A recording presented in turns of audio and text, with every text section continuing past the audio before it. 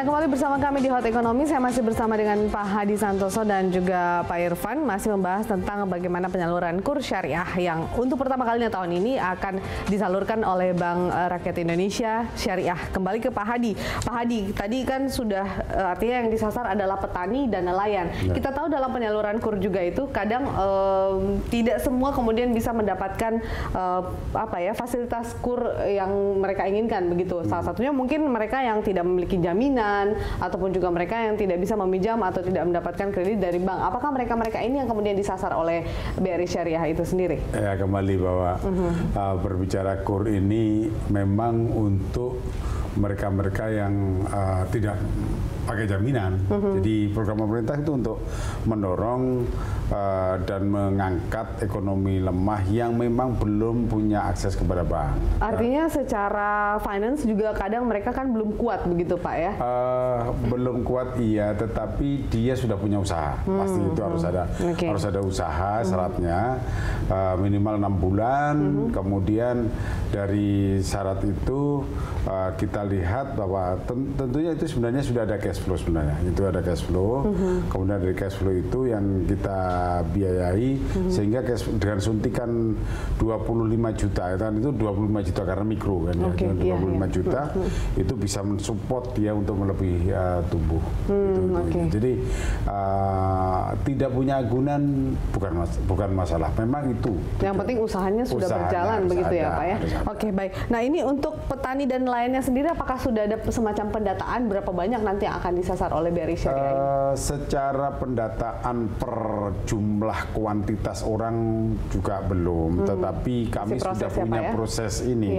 Kita bagi zona ya, jadi kami bilang Indonesia Timur, Indonesia Tengah dan Indonesia Barat. Kami memprioritaskan 40% itu untuk ke daerah timur.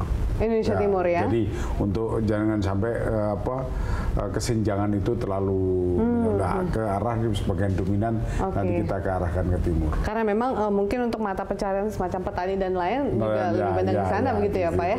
Oke, baik. Nah, kalau Pak Irfan, Anda melihat ini kan sebenarnya upaya dari BRI Syariah ini kita perlu apresiasi ya, karena menyeimbangkan atau meratakan kondisi perekonomian saat ini begitu, apalagi menyasarnya untuk mereka yang berada di kawasan Indonesia Timur begitu. Tapi kalau berbicara mengenai porsi yang diberikan untuk produk syariah sendiri, contohlah misalnya target kurs sendiri untuk 2017 110 triliun rupiah, sementara untuk BRI Syariah ini mungkin memang karena baru pertama ya 500 miliar rupiah.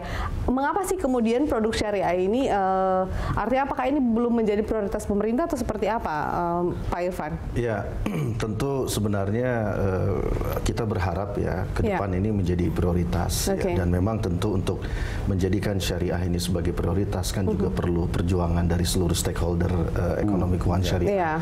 Dan saya kira salah satu implikasi dari proses perjuangan selama ini ya tadi diberikan ruang kesempatan untuk berpartisipasi. Dan kalau di syariah kan kita ada prinsip kalau nggak bisa dapetin semua ya jangan tinggalin semua gitu. Ya, artinya kalaupun ada, walaupun porsinya masih kurang dari 0,5%, tapi itu kan sebagai satu starting point. Makanya saya sangat berharap bahwa BRI Syariah ini bisa betul-betul menunjukkan performance yang baik sehingga ini bisa menjadi role model nantinya untuk teman-teman industri perbankan syariah, untuk kemudian mereka juga mau di tahun berikutnya terlibat ya, dengan harapan tentu pemerintah akan memberi ruang yang lebih besar lagi, karena kalau banyak pemainnya pasti pemerintah juga akan dukung gitu ya, ke pengembangan industri itu sendiri gitu kan. Jadi kan artinya kita kan punya potensi untuk mengembangkan industri, karena selama ini banyak kendala yang kita hadapi, sehingga kalau dari sisi pangsa pasar kan kita masih di kisaran 5%. Jadi ini bagaimana caranya kemudian kita bisa melakukan ekspansi ya, kemudian juga mendorong perkembangan industri ini, perbankan syariah ini lebih kuat lagi ya, tentu kita butuh dukungan-dukungan kebijakan yang saya juga memahami bahwa pada kondisi tertentu memang pemerintah juga mungkin perlu melihat ya pada sisi aplikasinya kira-kira ini sesuai nggak, inline nggak dengan apa yang menjadi tujuan dari KUR itu sendiri. Nah, kira-kira bisa nggak nih, bukannya saya skeptis ini Pak Hadi ya, saya juga mendukung sebenarnya, tapi kalau kita tahu untuk KUR konvensional saja banyak kemudian pengusaha kecil yang mengeluh juga belum kebagian, belum bisa mendapatkan fasilitas itu dengan sesuai porsinya begitu, apalagi yang kita namakan dengan syariah ini sendiri Pak Irfan. Ya pastilah demand atau permintaan terhadap KUR ini akan selalu melebihi supply-nya kan. Ini kan bicara kemampuan negara juga dalam menyediakan fasilitas KUR ya, dan itu tentu kita harapkan juga negara bisa meningkatkan lagi proporsi ke depan ya, walaupun di sisi lain kita juga menghadapi tekanan fiskal yang lumayan besar gitu. Tapi saya melihat bahwa ini adalah satu opportunity ya sebenarnya, yang harapan kita adalah opportunity ini yang kemudian bisa meningkatkan kepercayaan terutama dari negara ya. Begitu melihat performance, apalagi BRI Syariah juga salah satu bank syariah terkemuka kan di Indonesia. Nah, ini kalau performance-nya baik ya, kemudian ekspektasi dan tujuan KUR ini bisa tercapai, ya saya yakin proporsi akan lebih besar lagi ya. Walaupun sekali lagi memang dugaan saya pastilah sampai hari ini juga kan sebenarnya permintaan untuk pembiayaan syariah itu jauh lebih besar dibandingkan dengan kapasitas kemampuan industri itu untuk mensuplai. Jadi artinya memang masih ada gap lah antara demand untuk pembiayaan dengan kemampuan dari si supply. Nah, oleh karena masih itu ada alasan sebenarnya untuk menambah porsinya begitu ya, Pak Irfan. Kita perlu perkuat nih dari si supply. Nah, salah satu pelaku ekonomi yang bisa mendongkrak kemampuan atau kekuatan kapasitas supply itu antara lain adalah negara. Gitu. Dan kalau memang kita mau melihat potensi ekonomi dan juga yang bisa menopang ekonomi kita dalam negeri, sebenarnya pengusaha-pengusaha UMKM itu yang perlu didukung sebenarnya dari segi pendanaan gitu ya. Undang-undang juga kan, Undang-Undang 20 2008 kan di situ saat dijelaskan bahwa salah satu tugas negara memberikan akses permodalan ya. Dan selama ini yang mungkin agak sedikit terabaikan kan yang kelompok UMKM ya, terutama usaha mikro dan kecil. Nah, sehingga mudah-mudahan ini bisa menjadi salah satu alat ya untuk membuka akses itu, sehingga semangat sekarang kan lagi semangat financial inclusion ya, inklusi untuk semua. Nah, ini siapa tahu dengan program ini bisa ikut terdongkrak gitu. Apakah optimisme Anda sama kemudian Pak Hadi ataukah sebenarnya ini juga kita sedang ibaratnya mendaki kesuksesan itu sendiri begitu untuk bisa menyukseskan industri syariah ini, Pak?